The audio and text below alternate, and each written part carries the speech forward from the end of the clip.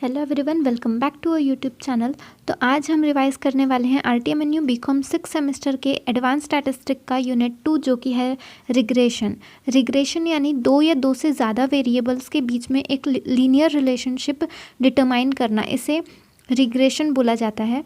Regression एक independent variable और एक डिपेंडेंट वेरिएबल, दो वेरिएबल्स के बीच का रिलेशन शो करता है।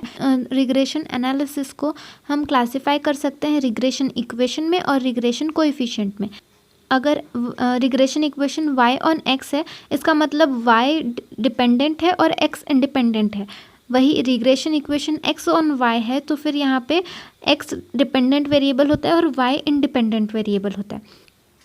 Regression equation y on x का फॉर्मूला है y minus Y bar is equal to r into standard deviation of x divided by standard deviation of y multiplied by x minus x बार।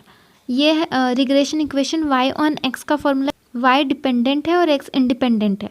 और regression equation x on y का formula है x minus x bar is equal to r multiplied by standard deviation of x divided by standard deviation of y multiplied by y minus y बार। इसमें x dependent है और y independent है। ये सारे फॉर्मूले आप देख लीजिए, रिग्रेशन इक्वेशन वाले भी और रिग्रेशन कोएफिशिएंट वाले भी। और लास्ट में एक और फॉर्मूला दिया है कोएफिशिएंट ऑफ कोरिलेशन, इसका भी फॉर्मूला आपको लर्न कर लेना है। ये पांचों फॉर्मूले आपको लर्न कर लेने हैं। इसी के बेस पे हमारे सारे क्वेश्चंस होते हैं। हमें यहाँ पे एक प्रॉब्लम दिया है जिसमें आपको मैथमेटिक्स के मार्क्स और इंग्लिश के मार्क्स दिए गए हैं, उनके मीन दिए हैं और स्टैंडर्ड डेविएशन दिया है। साथ ही आपको कोएफिशिएंट ऑफ कोरिलेशन यानी कि r की वैल्यू भी दी है। आपको बोथ रिग्रेशन कोएफिशिएंट ढूंढना है और y की वैल्यू ढूंढनी है अगर x 50 रहे और x की वैल्यू ढूंढनी है अगर y 30 रहे। तो शुरू करते हैं। सबसे पहले हम क्या करेंगे, regression coefficient x on y निकाल लेते हैं। इसका फॉर्मूला क्या होता है, आपको कोएफिशिएंट x ऑन y के दो फॉर्मूले रहते हैं, बट आप यहाँ पे कौन सा लगाओगे, क्योंकि आपके पास r की वैल्यू है, साथ ही स्टैंडर्ड डेविएशन की भी वैल्यू है, तो इसीलिए आप कौन सा फॉर्मूला लगाओगे, bxy is equal to r into standard deviation of x divided by standard deviation of y। bxy यानी कि regression coefficient x on y। अगर byx होता तो उसका मतलब होता है regression coefficient y on x।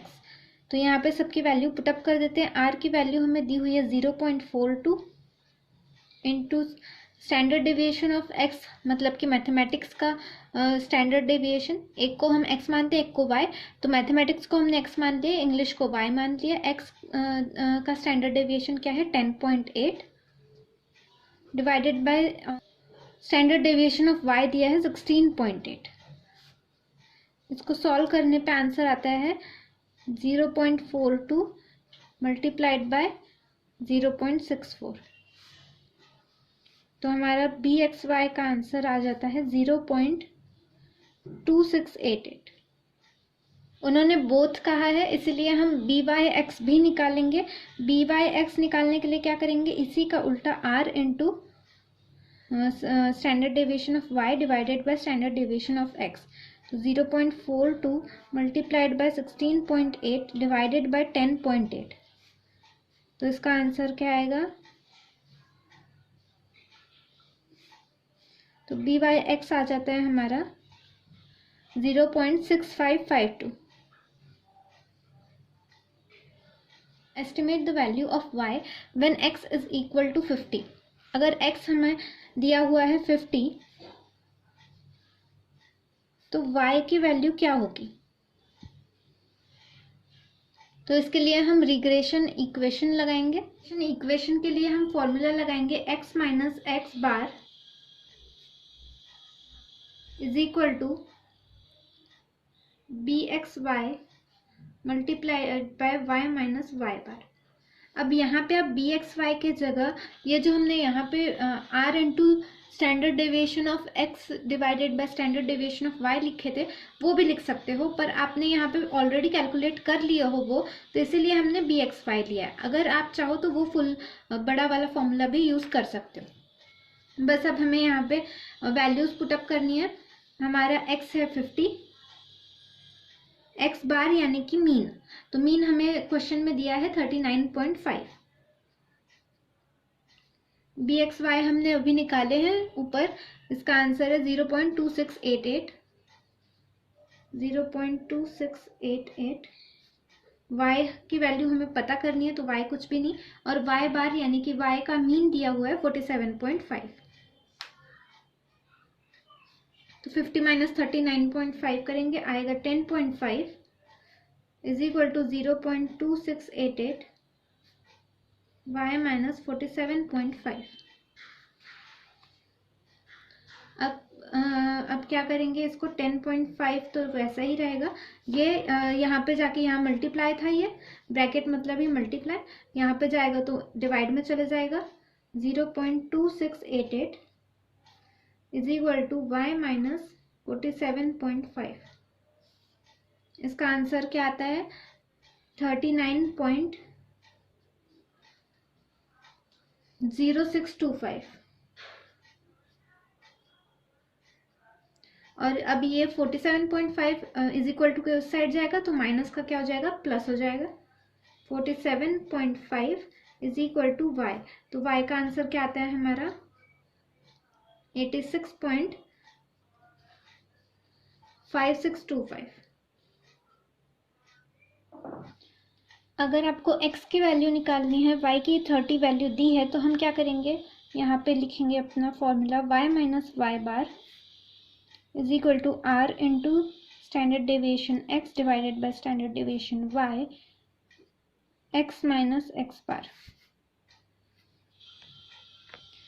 अब हमें वैल्यू पुट करनी पड़ेगी, y की वैल्यू 30 दी है हमको,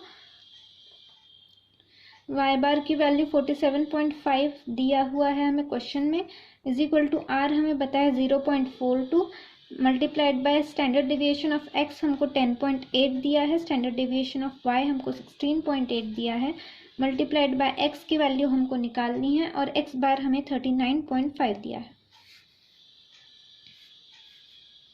तो ये आ जाएगा minus 17.5 is equal to 0.2688 multiplied by x minus 39.5। तो ये माइनस 17.5 डिवाइडेड बाय, क्योंकि ये मल्टीप्लाई में था तो ये डिवाइड में चले जाएगा यहाँ साइड इज इक्वल टू के इस साइड आने पे, और x माइनस 39.5। इसको सॉल्व करने पे आता है minus 65.10 is equal to x minus 39.5, और ये इज इक्वल टू के इस साइड जाने के बाद 65.10 प्लस 39.5 हो जाएगा इज इक्वल टू x, तो x की वैल्यू आ जाएगी हमारी माइनस 25.6। बाकी सारे प्रॉब्लम्स भी इसी तरीके से इसी तरीके से फॉर्मूले पे डिपेंड करते हैं। और अगर आपको कोएफिशिएंट ऑफ कोरिलेशन यानी कि r निकालने बोला जाता है, तो उसके लिए आपको इन root bxy multiplied by byx करना है। उसके लिए आपको शायद से bxy और byx निकालना भी पड़ सकता है, या फिर आपको क्वेश्चन में भी दिया रह सकता है।